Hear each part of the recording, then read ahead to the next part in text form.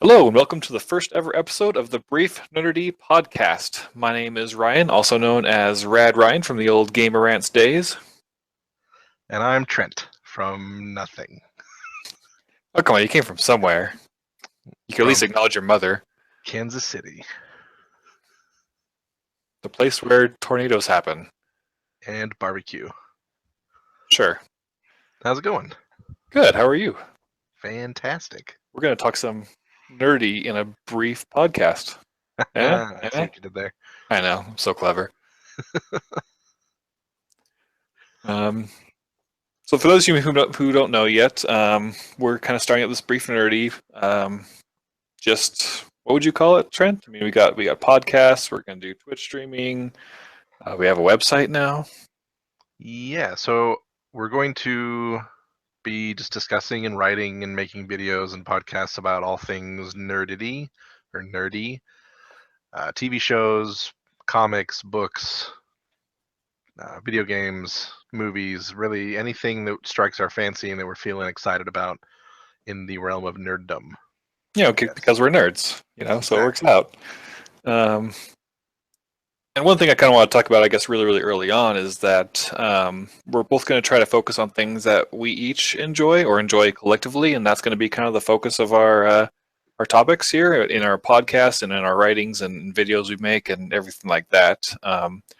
We don't want to try to force anything, I guess. I was actually talking to Trent earlier today and found a Let's Play of Mass Effect to where it was a person who was playing Mass Effect for the very first time and he's doing a Let's Play of it. And this person was so focused on trying to be an entertainer while playing Mass Effect and entertaining to his audience and those who may be watching his Twitch stream that I don't think he could really enjoy the game. Like, he kept missing like plot points and be like, wait, what's this? And what's that? You know?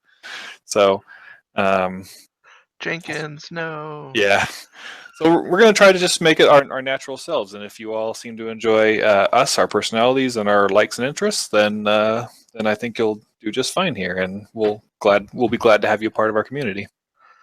Exactly. And as soon as we start gathering an audience, we'd love to hear from all of you to tell us about your reactions, whether you agree, disagree, all that stuff. Are you welcoming the internet commenters? Well, I mean, they're going to come eventually. Oh boy! Did you see the comments on on Awesome Al and I's original GameStop Ranters video? It was a bloodbath. It was glorious. Like, know what your definitions of glorious are. Well, unlike your very first video, I don't know that we're planning on picking fights with YouTubers right off the bat. So it's a pretty good general term to call them YouTubers. I mean, I know they had a YouTube channel, but hang on, it was a long time ago. The internet was a different place. That was 2008, 8 years ago. 8.5 years ago. Gosh. Yeah. Young Awesome Al and I were like, we're gonna be YouTubers, and then that worked out. So kind of on that note, just be looking for extra content. We're going to be posting just kind of our thoughts. I personally plan to do a top 5 games of 2016 article, maybe a video in that fashion as well. Kind of in the same vein of the Mass Effect thing I mentioned earlier, I've actually been recording my latest playthrough of Mass Effect. A few years ago, I finally joined the PC Master Race back in 2013, and this is my very, very first time playing Mass Effect on PC, whereas for those of you who may know me, I'm a huge Mass Effect fan, but I'd only played it on an Xbox my entire life. And so my very first time through on PC, I recorded it in a 21 by 9 1440p with a bunch of graphics mods installed, and I recorded the whole thing. It's just going to be silent, or not really silent. It's not going to have me in it. It's just going to be straight. No sound whatsoever. That's a silent film. Just subtitles. But no, it's not going to have any of my commentary like that. It's just going to be maybe a little hokey piano in the background. Little flashes to that's right. Dialogue. I don't even know what that's called, but so yeah, just a straight up gameplay and good graphics, I guess, in 1440p for you to kind of just see me play Mass Effect or use as a reference if you want to point out a certain favorite moment in Mass Effect to a friend. Because that was one of the reasons why I started it to begin with, is that I was always so annoyed when someone's like, oh, show me what it's like when spoilers for Mass Effect 3 when the Quarians and the Geth make peace with each other. I Tell look me up a another YouTube story of the shepherd. Yeah. And I look up a YouTube video and it's like a really janky looking shepherd wearing like the full like collector armor in a 480p video, you know, so it's like, oh, this is kind of crappy. So I wanted to record a nice, clean, fresh, crisp, beautiful Mass Effect playthrough with my shepherd, which is the default Sheplu shepherd, just for future reference. So be look out for that. Femshep forever.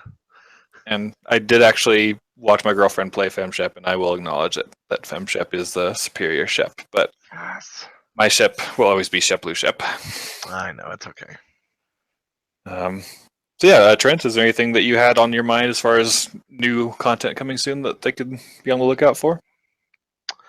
I plan on doing a lot of writing. My first foray into the internet was blogging. It was mostly just personal blogging, but I really enjoy writing reviews of shows that I'm watching, movies that I've seen. So I have a lot of ideas for stuff coming up.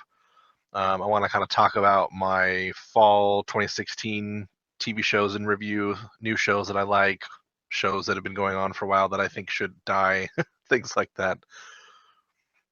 I have lots of shows that need to die. Yeah.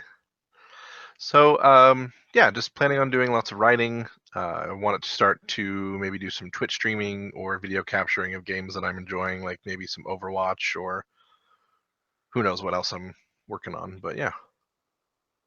Nice. And one thing I also kind of want to mention is that, you know, amongst all of our writings and videos we may do, that I don't think we're going to do any like straight reviews of any games, but we're kind of want to talk about what we want to talk about. You know, we just got done talking a little bit Mass Effect, and we both love Mass Effect, so there's that. But I won't foresee us actually doing any real reviews per se and giving a score or anything like that. Yeah, we leave IGN and Rotten Tomatoes to do that for us. Yeah, because they're the best. And they're never wrong.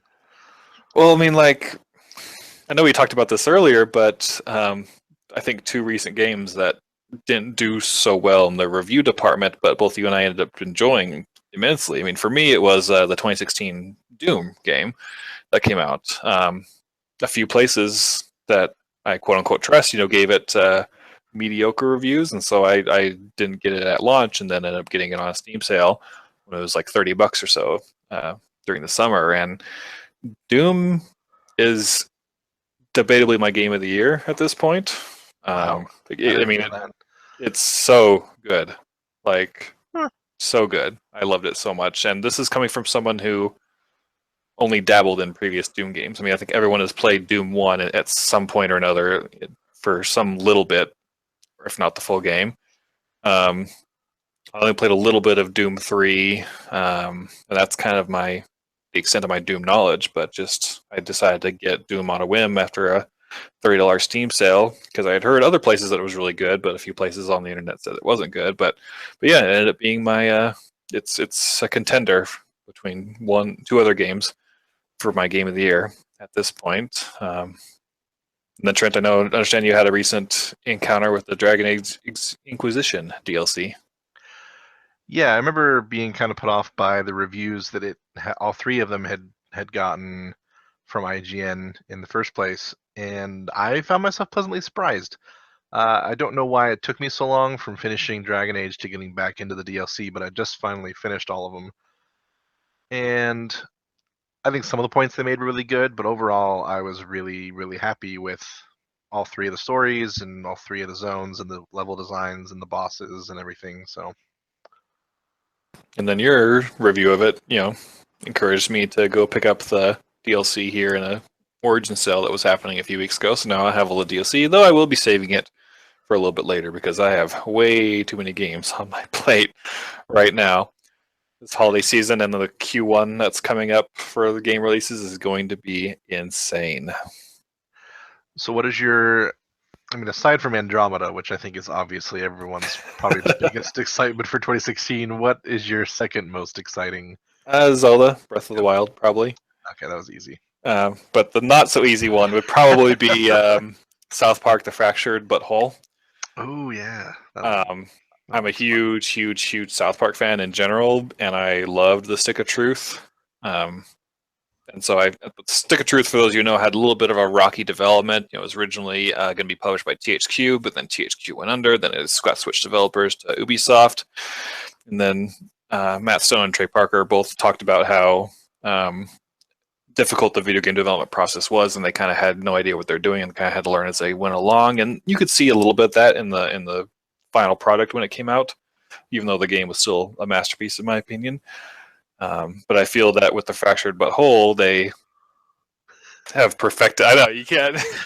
You have to emphasize the butthole. Butthole. I think with the experience under their belts and having the stability of being under Ubisoft the entire time, I feel that they're going to knock it out of the park. So very excited about that. That is really exciting. What about you? Andromeda? Yep. I'm literally taking time off work for Andromeda, and there's very few, if any, video games I've ever done that for. Yeah, I don't know. I'm excited about the Nintendo Switch in general. Ah, the Switch. But I don't know what games I'm really excited for, because most of the ones I've seen are like HD remakes of Wii U games. Yeah. Or like Mario Kart is coming, other like some of the Mario games are coming through. I think there's rumored to be a new Mario game in general. Mm-hmm. So that'll probably be my most exciting early on. Nice. I know we talked about it already, but Zelda is obviously a big one for me. Did you watch the Jimmy Fallon Switch reveal? I did. It looks awesome. I'm excited. I'm sad that Zelda is not going to be a launch title. No, we don't know that for sure, but I thought they'd already come out and said it. No, maybe I'm wrong. As far as I believe, they still don't have a date for either. So it still could be, but was what I wanted to point out is that in every Zelda gameplay video before that, they had shown the Wii U version, but Jimmy Fallon was the first time they showed the Switch version of Breath of the Wild. And there's a few key points of difference that people I noticed pointed out, and the biggest being frame rate. Obviously the game's still in production, so this could just be a coincidence, but every time they've shown the Wii U version, there have been noticeable frame rate dips, especially when bombs and their explosions go off. Right. The Wii U would obviously in the videos stutter a little bit when that happens, and people were quick to point out that when Jimmy Fallon was playing and some of the same things happened, the frame rate stayed constant and smooth. And so people are taking that as a basis of information that obviously the Switch will have better hardware and be able to run Zelda better. And so that alone is probably going to convince me to wait until the Switch version, even if the Wii U version for some reason comes first. Oh yeah, I don't currently own any consoles except for my 3DS. I guess I count that as a console. We gotta play your Pokemon. Oh yeah, duh. But yeah, so the Switch is going to be the first console that I've purchased just for me in a long time. Since for me, 60. For us. That's right. Sorry. No, it's okay. So I'm excited. I think, yeah, there's gonna be some fun games. I literally I already have the money set aside for Andromeda. Like, I'm so excited. I'm still debating how I'm gonna want to buy it. I guess I've thought about maybe which edition. I've kind of still decided on the Super Deluxe, the $100 version. I think I'm going to do that also.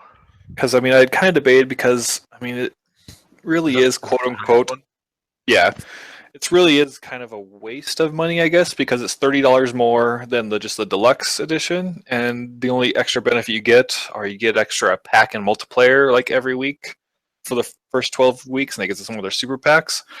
But there's a few reasons I decided to do that. A, I want to be engaged in multiplayer for that long, and that would help me keep me engaged in multiplayer for that long. Hopefully it comes organically, but that just being an added bonus. But I really just kind of want to support Mass Effect. Now, this is coming from someone who's a crazy huge Mass Effect fan. I mean crazy huge. I mean crazy freaking huge. For those of you who don't know, listening to this podcast, I pretty much scheduled a trip to San Francisco right, San Francisco around the. San from what now? I could talk, I promise. A trip to San Francisco around the fact I wanted to go to Great America to the Mass Effect ride. I mean, obviously, there's many great things to do and see in San Francisco, but the Mass Effect ride was the catalyst for the situation. Is that a segue? Are we going to talk about the novel Catalyst now? No, it's the catalyst in Mass Effect. Oh, Mass Effect. I'm a failure.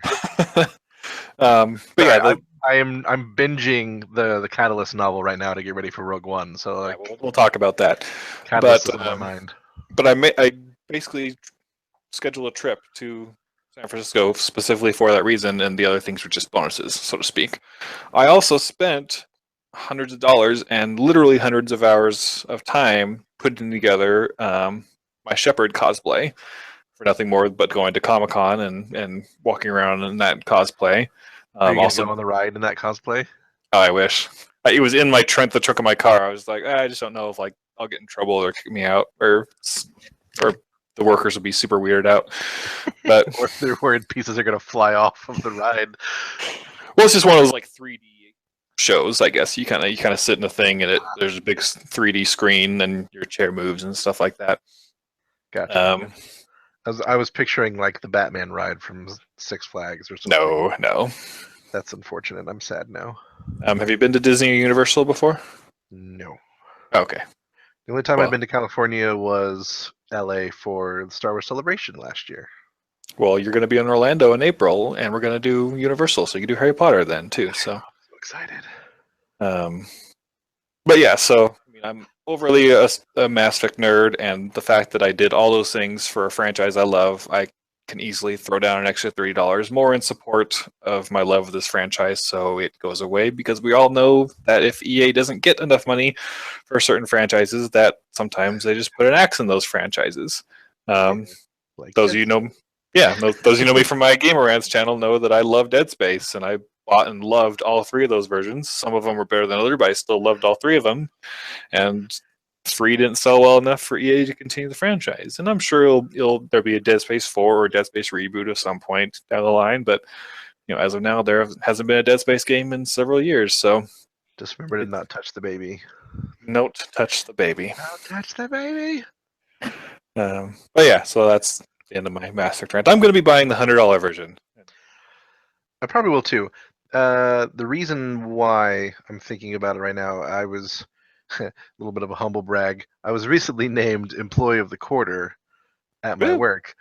The exciting part about this, aside from having to stand in front of my coworkers and have them all stare at me, was a $100 Visa gift card. So I'm like, nice. Awesome! I'm gonna this is what I'm using to buy Andromeda with and not feel guilty. Well, there you go. So, well, even if the game sucks and no one else is playing it, you and I will log in once a week and get that pack. That's right. We will have all the multiplayer. But good stuff. Good stuff. I love Mass Effect. Can't wait. Anything besides Mass Effect you're looking forward to next year? And Zelda and Mario and Switch? I guess you've already covered that a bit. Those are all the big ones that I know about that I'm excited about. I'm at a point right now where, I mean, you were talking about your 2016 Game of the Year, and mine, I kept thinking of really good games that I played this year, and I'm like, nope, that one came out in 2014, that one came out in 2015. I'm going to say Just Cause 3 and cheat a little bit because it came out December of 2015. Yeah, that's cheating. But I didn't play it until this year. I don't think I played any live 2016 games this year that I can think of. Unless you can think of one that I'm not thinking of. You played Civ. Yep, take it back. Civ 6 is my game of the year. There we go. Da, da, da, da. Civ 6 is phenomenal, and I think is worthy of being recognized as a really, really good game this year. So there you go. Oh, Stellaris. Did Stellaris come out this year? I don't know. I didn't play it. I don't know either. That's another good one. Let's see. I have a list here. Oh, you're suddenly really quiet. I don't know. Is that you or me? I feel fine. I don't know. You're not quiet for me. No, you're quiet for me. I'm wondering if your microphone's being weird. How about now? Try again. How about now? Oh, yes, much better. Okay, thank you. You might even Yeah, be too loud now. oh, okay. Oh, yeah, the lines on it were going good. Okay, so and I actually have a list here of games that I've beaten in 2016. These will include games that came out before 2016, but every year I just kind of keep track of the games that I quote unquote complete. So some of them are older games, some of them are games from this year, but I have Assassin's Creed Syndicate, Battlefield Hardline, Oxenfree, Bloodborne, Rise of the Tomb Raider, Firewatch, The Witness, Unravel, Zelda Twilight Princess HD, The Division, Quantum Break, Walking Dead, Michonne, Ratchet and Clank, Super Hot, Just Cause 3, Inside, Lego Force Awakens, The Witcher 3, Deus Ex, Mankind Divided, Psychonauts, Star Fox Zero, Eco, Shadow of the Colossus, Spec Ops The Line, Demon Souls, Titanfall 2, Mirror's Edge Catalyst, and Call of Duty Infinite Warfare so far. Wow, I am a gaming slacker, apparently. I love games. I finished Dragon Age Inquisition. I've been playing a lot of RimWorld. You don't really beat RimWorld. I mean, you kind of have like the whole like build the spaceship, get off the planet thing. Mm-hmm. So I've done that once. I guess I'm technically beaten RimWorld, but the problem I have is that most of the games that I play don't have a definite ending, and so I just play forever, like Civ, RimWorld, Stellaris, all those games. So yeah, it happens. I do need to go back and finish Just Cause 3, though. I'm kind of excited. I started The Witcher 3 this year also, which I think also came out in 2015. Yeah, that was a last year game that I also didn't play until this year, and it's funny because like I got really rolled up into the hype train for Witcher 3. So in order to do that, I went back and I already owned them on Steam from various Steam sales, but I booted up Witcher 1 and I started playing it and I got about halfway through it and I was like, oh, I can't stand this. Like I can't play it anymore. And then like everyone's like, oh, well, Witcher 2 is so much better. They really streamlined it, made it good. And I'm like, okay, so I booted up Witcher 2, kind of read what happened in the story, watched YouTube videos, so I at least know what happened in Witcher 1. And then did the exact same thing for Witcher 2. And I was like, okay, I got about halfway through the game where I'm like, I hate this. I don't want to play this anymore.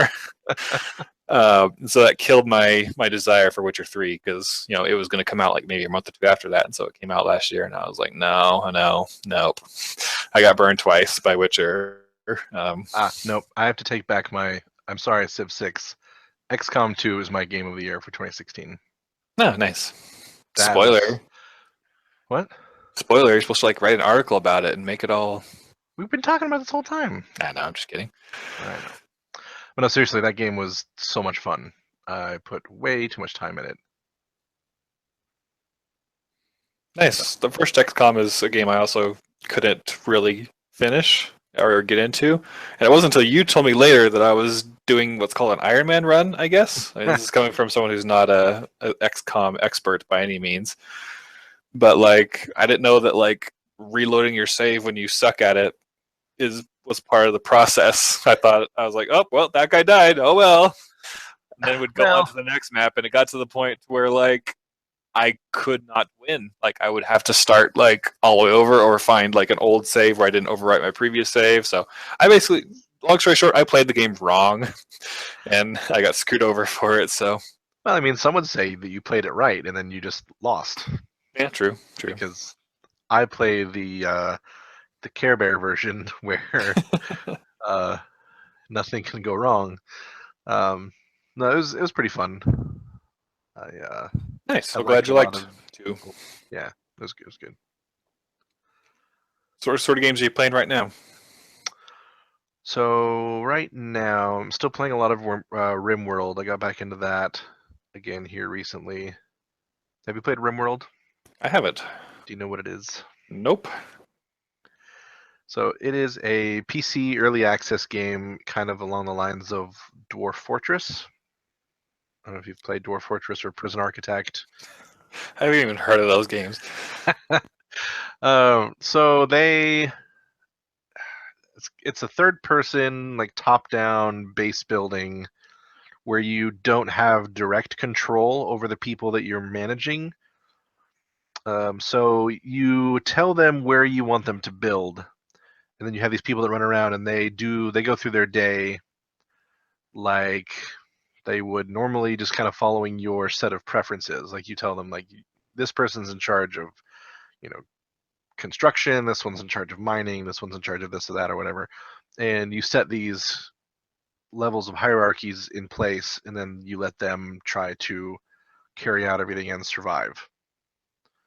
So there's usually like a tech tree involved and stuff they have to fight off, things like that.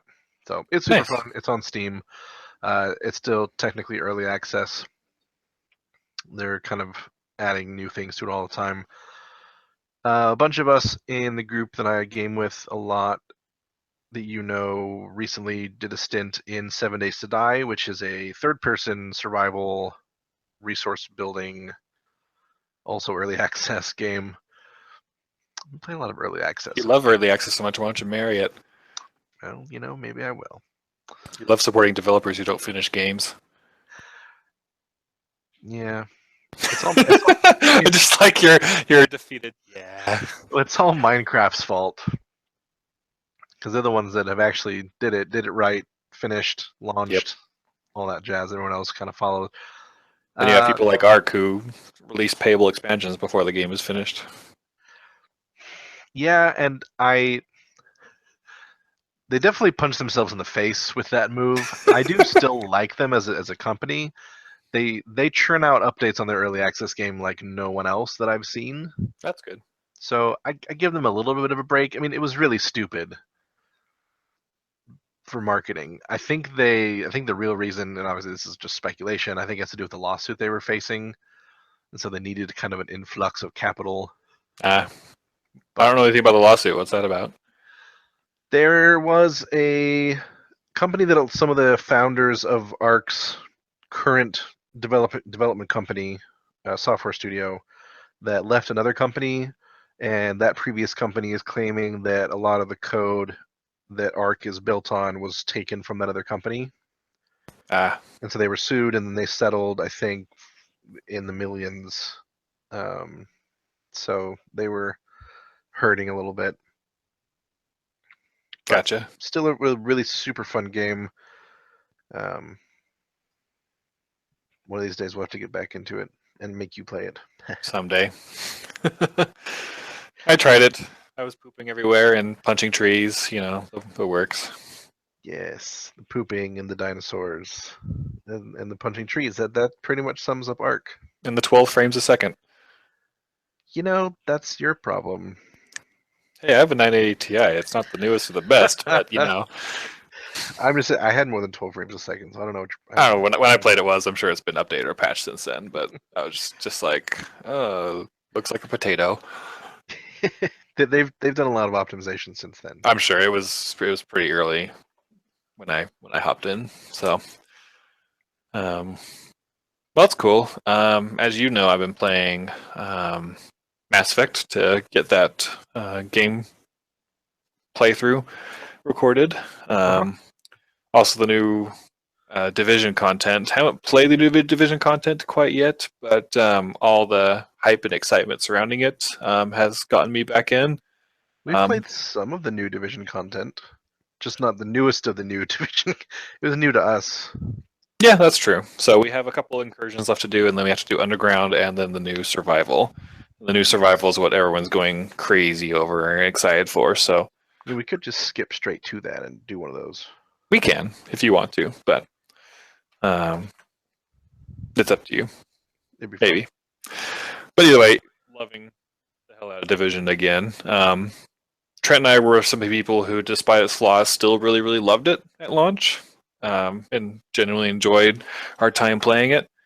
I haven't been playing it much since I reinstalled it, but let me pull up my Uplay right now and see exactly how many hours I've put into it. I want to say it's over 150 at this point. Over 9,000. Over 9,000. 154 hours. So there we go. But I've really, really, really loved Division and can't wait for the new, great, awesome content.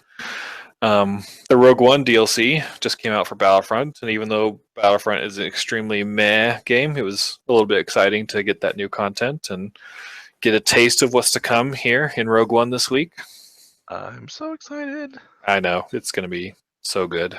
Like, I saw you post on Facebook a couple like another trailer or something like that, but I got to the point where I'm like, nope, I'm not gonna watch it. I'm pretty maxed hype right now. There's no such thing as max Star Wars hype.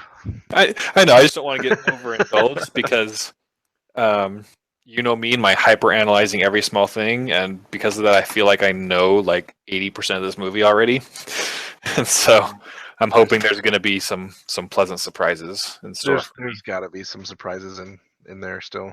I'm sure there will be. I mean, Episode 7 had plenty, so yeah. Do you have any theories going into Rogue One? I think that some of them are gonna steal some Death Star plans. It's my theory. Oh wow, that's bold. I know, right? I think I might be the first person. That's a hot take. First, you've heard it here first. Okay. Well, then I'll outshine you with some bold theories, some actual real bold theories here.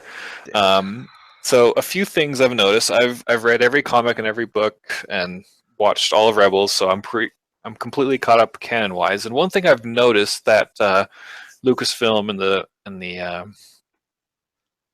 the story group is doing with Star Wars is that amongst all these great stories, they're also filling in some of the plot holes, I guess, in the movies, so to speak. I'll give you a good example. The Darth Vader comic, which is the best of all the Star Wars comics.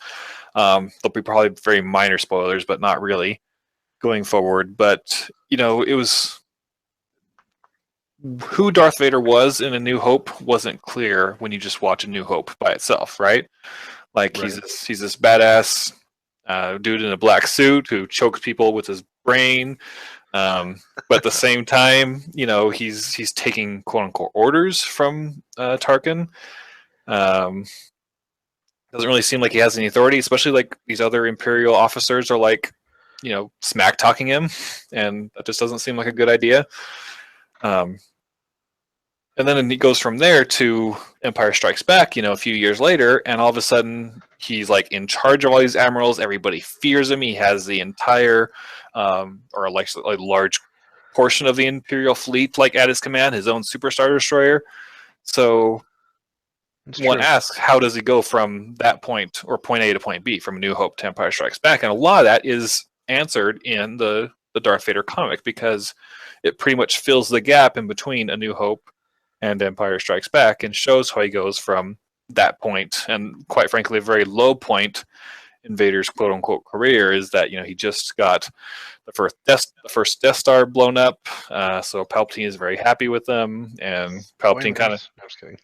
All right, so Palpatine places him like under some Imperial officers who he has to report to and things like that, but, you know, through the process of the comic, it shows Darth Vader basically climbing back up and winning the Emperor's favor and being granted access to his superstar destroyer and a good portion of the Imperial fleet. So that being said, you know, that's I see that as a story group, you know, telling a great story, because, like I said, the Darth Vader comics are the best comics that they've released so far, but also filling in that plot hole, how Vader went from point A to point B. Now, that being said, my theory for Rogue One, this might be a bit of a stretch, but I would really be excited if this happened. But, you know, we look at Anakin at the end of Episode 3, when he is technically Vader, but not in the suit anymore, and just the pure strength he had in the Force and the level of his combat abilities against his fight with Obi-Wan.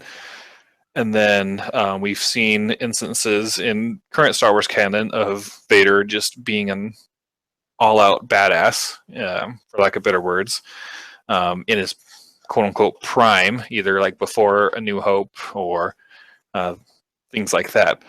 And then we get to Episode 4, and he goes to fight Obi-Wan, and they kind of flail around like old men, you know? And so it's my personal theory that something's going to happen to Vader in Rogue One. I think he's going to be the unstoppable badass that we know him as he's hunting down these rebels that have stolen the Death Star plans, and he's going to murder a bunch of them to show to the audience how big of a badass he is.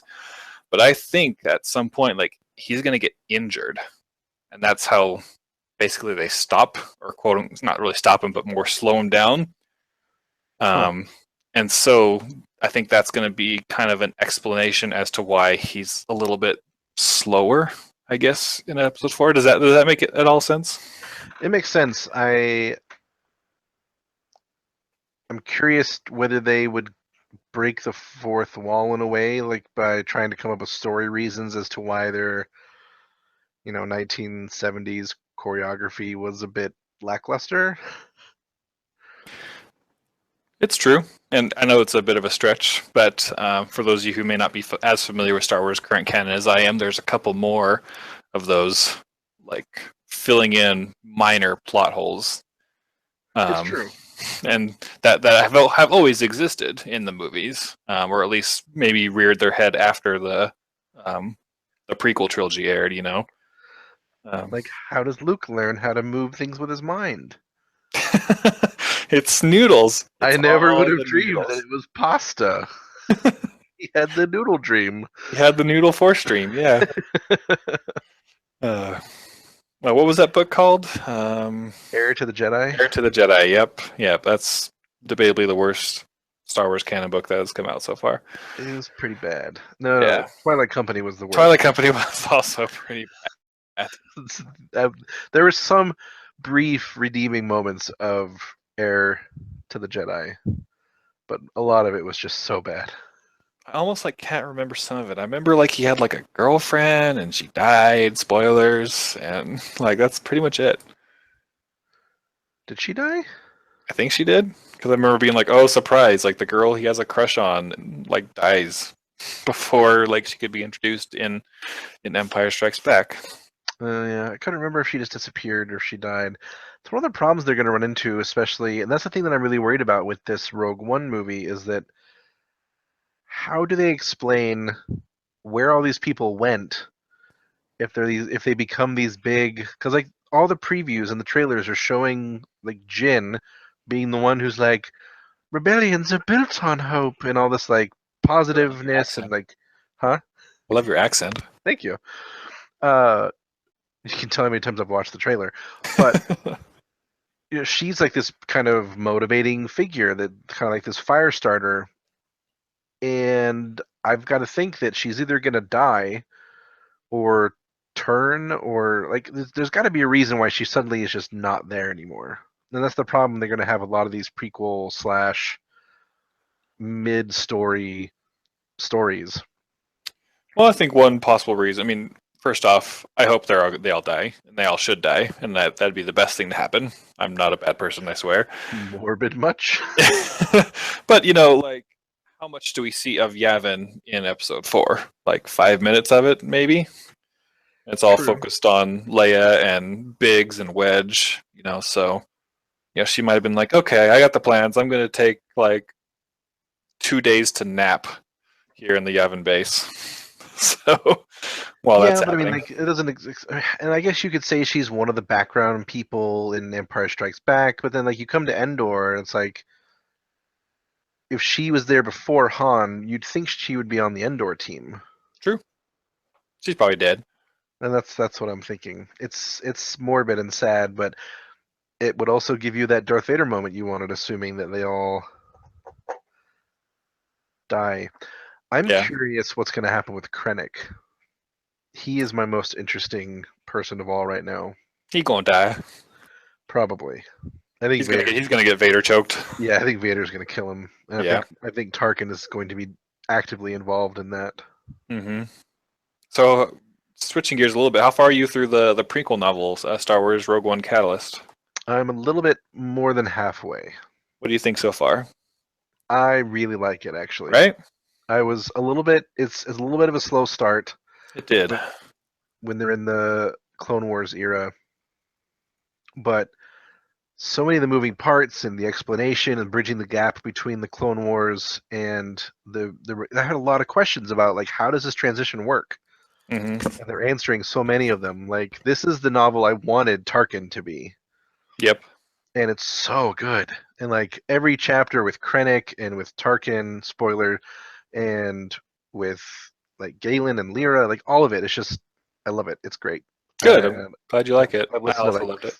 I listened to 3 hours today. Well, good, because you have 2 days to listen to the I know. last 5 hours. I've got 5 hours left, and I'm listening at like 1.3x speed, Oh wow. which I've gotten used to the vocal part of it, but the music sounds really really jacked up in the Yeah. background. I don't listen to 1.1, so you're a trooper. It's good. I am excited. It's such a there's just so many good things going on, and like the way that Krennic is. I don't want to give anything away if you haven't read it, but it's good.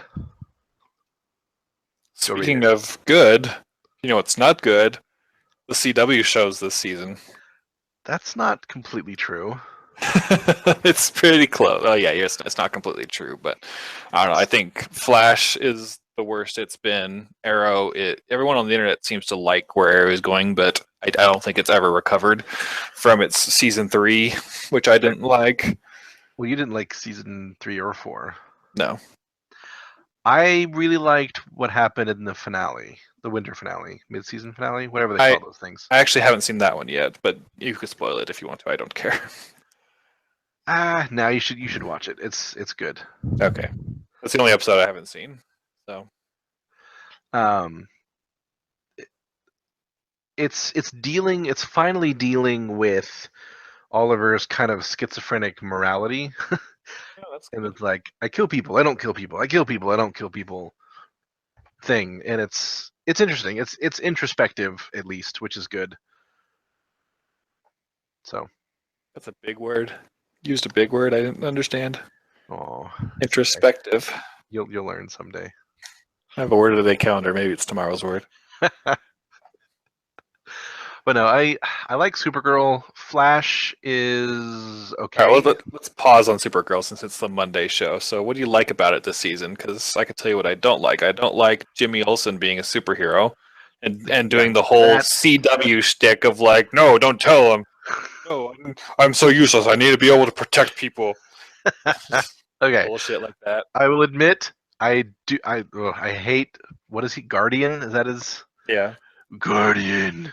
Like he's trying to do like the whole weird like voice modulator thing. Not big on that at all. I think it's a weakness of the CW shows in general, and not just to go away from Supergirl for a second, but like it seems like everyone becomes a superhero in those shows. Like, yes. Like Team Arrow is just like, oh, like I know that the show Arrow is kind of decontinuitized. Continuitized? I don't even know if that's a word. But the thing about Green Arrow has always been, he basically trained for 5 years on an island. But in the show, he's going to China and he's going to Russia or whatever the hell he wants to do. But it's basically the premise is that he trained for 5 years to become this master arrow guy, and then like he picks up some street rat in like season 2, and suddenly this kid is like, I'm a super badass superhero too. And then like Thea goes to spend summer camp at her dad's house in China and or wherever they were, and suddenly she's like a super badass hero. She's Laurel. It was assassin summer camp. Yeah, I guess. And then Laurel like goes kickboxing and then becomes the Black Canary. It's just like, really, people? Like, okay. Everyone just becomes a superhero just for no reason after like a week of training. Yes. And then same thing with like Jimmy Olsen now in Supergirl. It's like, oh, I'm gonna be CEO of this company for some reason and then become a superhero. Okay. First off, Roy was never really that good until the end, and then he left. Thea was trained by like heavily, like hours and hours a day, trained by an assassin for months. So that one I believe a little bit. 3 months. Laurel sucked almost all the way up until the moment she was gone. Spoilers. And the other ones I don't get right now are like the new kids. Yeah.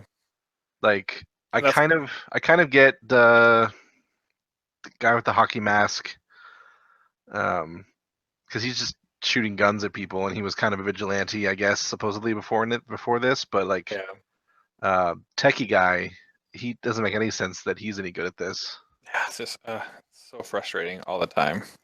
Yeah. But going back to Supergirl, I do not like Guardian at all. I think the problem they ran into is that he was very obviously the least interesting character in their cast. Because like Wynn started working for the DEO and is like the super intelligent techie guy. Her sister was already an agent badass who's been an agent for years. You know, you've got Supergirl, you've got John Jones, you've got Mon-El now. Like literally everyone was super interesting except for him. And they go and do the worst possible thing. I know, right? Like if they're going to turn him into a superhero, like make him a weird take on Cyborg or make him anything else, like infect him with Brainiac or like do something other than like making him a weird Batman Captain America ripoff. Yeah. Like where are they getting the money for this? Where are they getting their materials? Like Wynn can make super suits. That means that suddenly he can like make this weird vibranium shield like that can repel people 1 second and then sound like a trash can lid the second. Like it's just. Well, see, he used Supergirl's dimension hopper to hop over into the Marvel Cinematic Universe, and then grabbed the Captain America shield that Iron Man had because Iron Man was like, "That belongs to me," so he took it, and so he stole it from Iron Man, and then made Jimmy Olsen's suit from that. It's all connected. Who stole? Because you didn't have the dimension hopper yet. You don't know that. Flash time travel. Oh God! Legends of Tomorrow. Flashpoint changes everything. It changes everything for everyone. Tony Stark is now Captain America. That's right. Speaking, okay, so are we done with Supergirl? Yeah. I mean, okay, so did you want me to tell you other things that I'm liking about it? Yeah, sure. I like Mon-El a lot. And not just because they have him lying in bed shirtless a lot, but he's actually a really good character and a really good actor. I like her sister's coming out arc. I think that's being done really well. I like John's interaction with the White Martian. Spoilers. Super racist, by the way. Right? I hate white people. It so was. I mean, like, he was just dealing with like the fact that like people were being super racist about him just for being an alien and being head of the DEO, but then like the moment like a super nice white Martian comes around, saves his life, donates her blood, and does absolutely nothing to threaten him, he's just like super rage mode, tries to kill her. Okay, just because she's a white Martian. To be fair, I mean his entire race was wiped out by these other aliens. But it's still racism. I know. I'm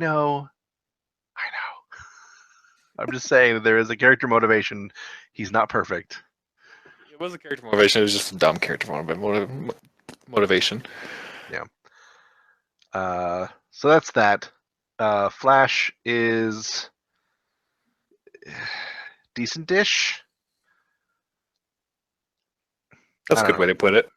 I mean, I don't like dread watching it like I did Arrow for a few weeks. I would still say it's the best of the four. Right now, yeah. I go back and forth because we'll talk about Legends in a second, but Legends is way better this season than it was last season. Totally. So it's like I think it has a lot to do with their villains this season. And Mick Rory is amazing, but yeah, Flash. I was so excited. They're finally gonna have a non-speedster villain. I was so excited, and that lasted what, 3 episodes? Nope. 4? Now you're dealing with a speedster god, right? Like, okay, now who's invisible. Where do you go from here?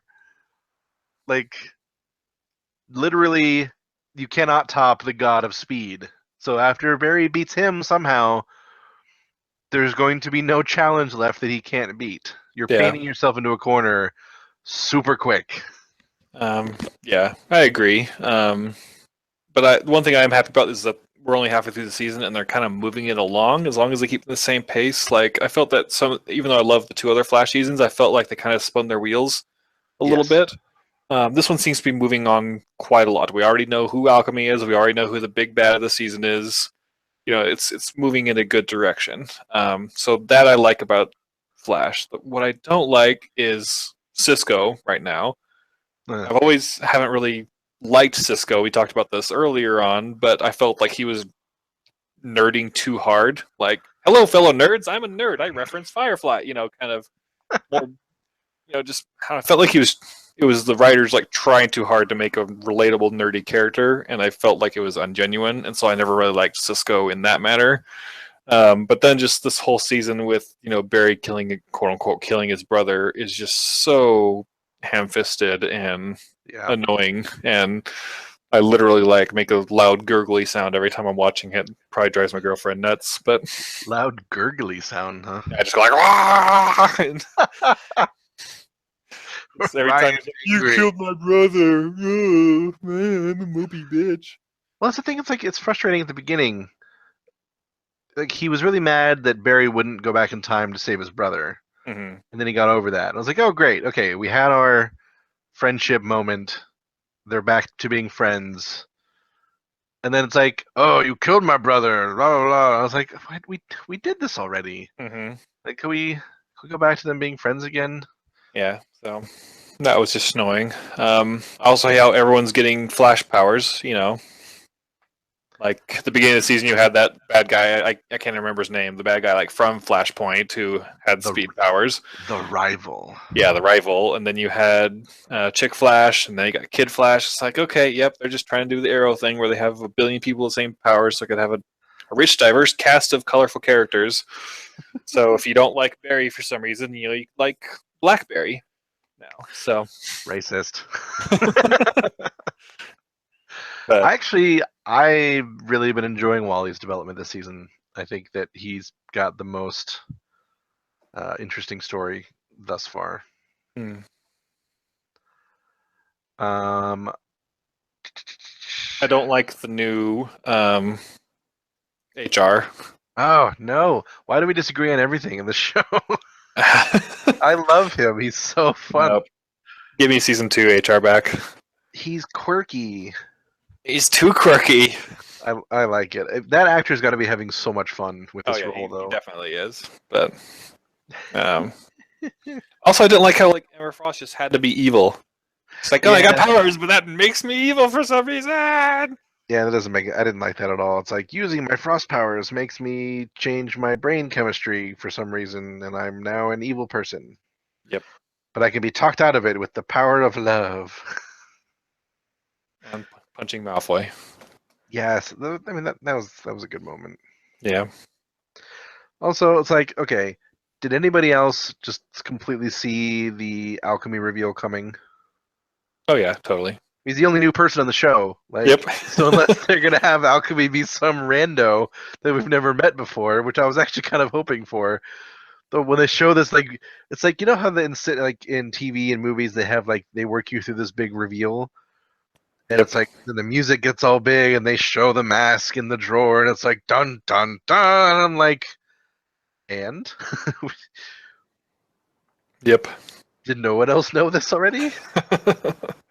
He's also the only person to magically appear after Flashpoint too. So right.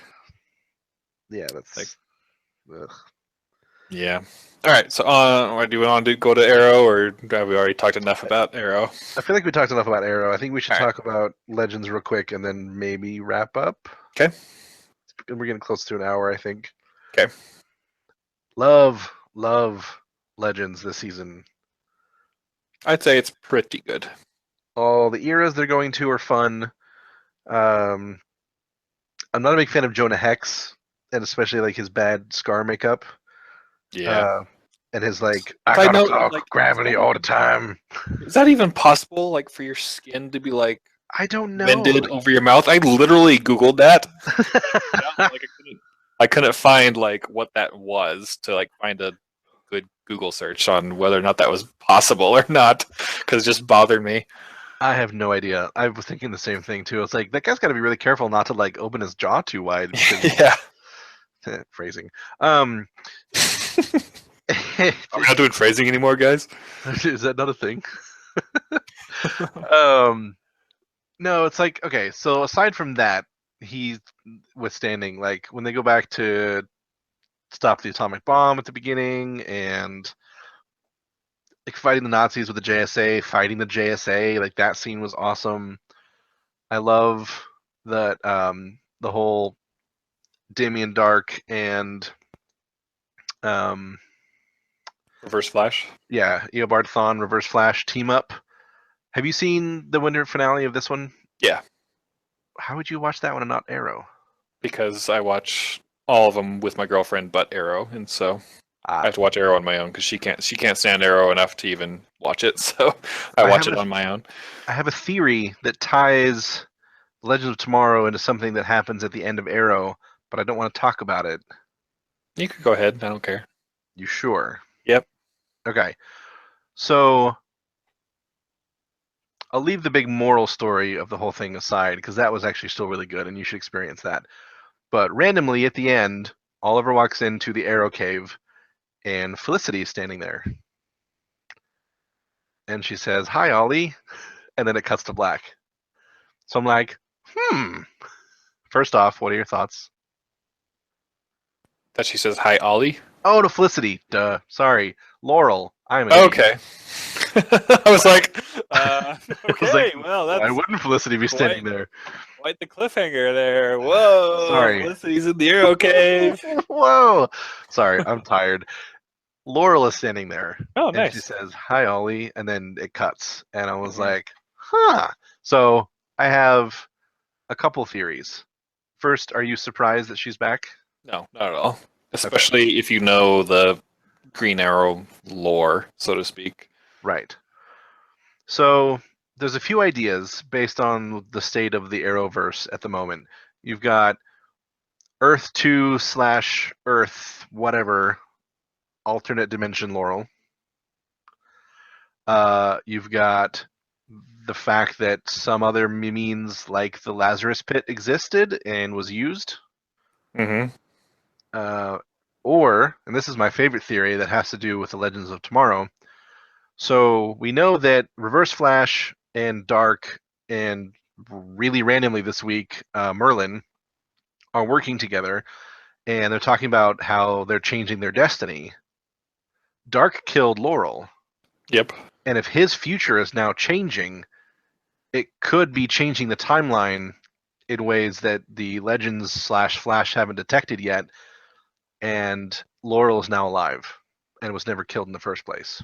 I'd probably go with that. I'm a major time travel nerd, and so like Legends of Tomorrow just blows my brain up for They're many, really, many really reasons. not good at writing time travel, in my opinion. Yeah. I just la la la la la la, just try to ignore it. But that's I think that's the most plausible thing I've got going right now. Because like if you think about how like Barry literally just goes back and makes sure his mother gets killed, like theoretically that shouldn't have changed anything as Right. far as Flashpoint goes. You know, if he goes back, changes that one moment back to the way it was, like that shouldn't have had the wide cast net of changes that did happen. But then you have just like all the shenanigans that the Legends of Tomorrow do, and like nothing changes for them, you know, Right? quote unquote. Like zombie Confederates Yeah, kill a bunch of people they probably weren't meant to kill, and the timeline's fine. like the one thing like they actually done is that like the professor gives himself a pep talk as a Right? youngin, and then now he has a kid. But then like nothing else is different besides Also, the fact that she exists. Like, how do they know that that wasn't a Flashpoint thing? yep. That's what I don't understand. Also, okay. So they're in a time machine, right? Why can't they go back to the exact moment? Like, we'll take the Civil War episode for an example. They find out where the aberration comes from. They know what's causing it.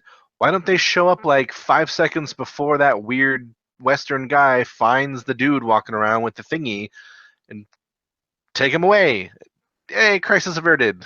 Well, why didn't Marty McFly go back like a day to make sure he had time to prepare to save Doc's life? But no, he decided 10 minutes when he's like in the downtown square would be enough time to make it all the way to the Twin Pines Mall. But he Because obviously. Marty McFly is a moron. But the Legends have, like, a super smart physicist among other people on that ship. Yeah. They should be able to figure this out. Yeah, but he could really play the hell out of Johnny B. Good, and that's all that matters. Right. All right, I think we should wrap up. I think so. I'm liking it overall. all four of them. They're not my least favorite shows. They're not my favorite shows. Well, let's end on that. What's currently your favorite TV show right now? Oh, that's a good question. I know, right? Do you want me to start? Yeah, you start while I think about it. How to Get Away with Murder. Okay. It's phenomenal. I love this season.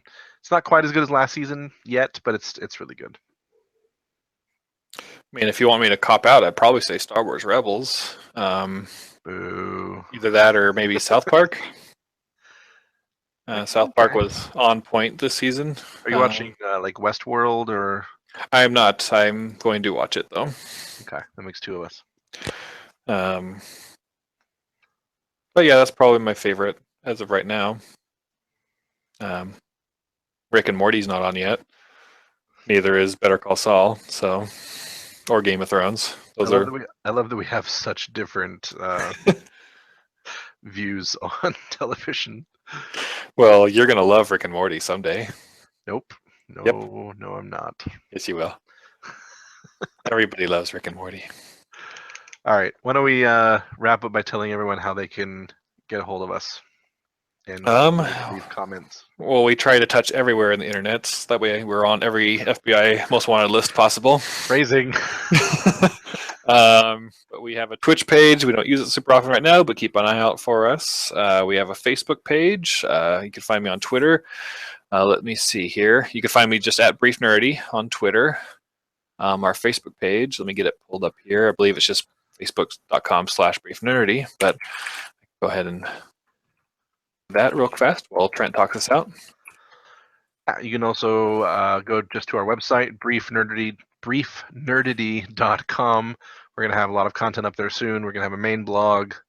The podcast is probably where you found the podcast in the first place. And or like you said, they're just coming back after we're super awesome and famous and listening to our first podcast to feel how awkward we are. Hello to the future. Hopefully you have all survived past 2016. Past 2016. Donald Trump, that means Donald Trump didn't end the world, so silver lining. Woo! Or aliens find the archival footage of this and believe this is what nerd culture is like. It's us too. Yeah, so it's facebook.com/Brief Nerdity, or just search Brief Nerdity in the Facebook search box. I'm sure that'll get you where you need to go. We have a subreddit. There's not much there. It's r/Brief Nerdity on Reddit. And I believe briefnerdity@gmail.com. Yep. So however you want to get a hold of us, let us know what you think, what we want us to talk about in the future, and you can ask us questions, we'll answer them. Especially since we have a community of like 4 right now, we encourage you to exactly send us whatever you want, except nudes. Don't send those, please, unless you're hot. That's right. All right. Oh boy, I just opened Pandora's box. I'm scared. All right. Hot girls, Ryan. Hot guys over here. Like I said, if we ever get any. Hey, my girlfriend listens and she's hot. So no, I meant hot guys. Oh, okay. Well, I listen and I'm hot. Oh, you're already taken. Touche. All right. Well, everybody, thanks for listening, and hope to hear back from you soon, and you'll hear from us next week. All righty. See you later.